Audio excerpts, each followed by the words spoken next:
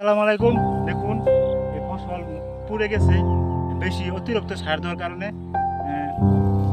দেখাচ্ছি আমি, এই দেখুন এটা সব পুড়ে গেছে।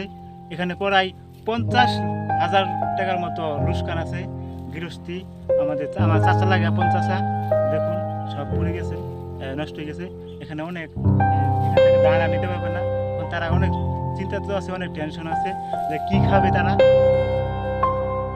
তো আমার খুব কষ্ট লেগেছে গাইস। দেখুন অনেক জমি পুড়ে গেছে, কালো হয়ে ধান নষ্ট হয়ে গেছে। এখানে প্রায় 60,000 থেকে 70,000 টাকা দানা ছিল, এখানে নষ্ট হয়ে গেছে। অনেক খুবই কষ্টের বিষয়।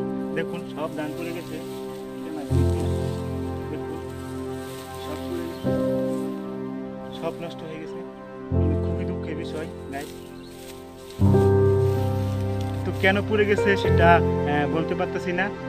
ধারণা করা যাচ্ছে যে অতিরিক্ত সার দেওয়ার কারণে, সার বিষ অথবা ভিটামিন এইসব দেওয়ার কারণে ফসল, এই যে ফসল আছে, এই যে ক্ষেত, সব ক্ষেত আপনার পুড়ে গেছে।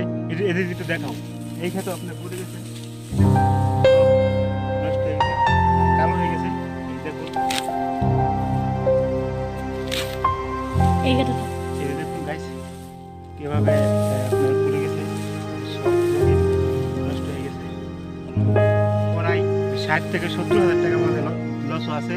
খুবই চিন্তা, এগুলো খাইতে পারবে না, কিচ্ছু হবে না এগুলো দিয়া। এসে দেখুন আমাদের এলাকার মধ্যে এরকম ধান মারা যাচ্ছে, কেন মারা যাচ্ছে দোয়া করবেন সবাই। আমার থাকে ধন্যবাদ। চ্যানেলটি সাবস্ক্রাইব করে রাখুন।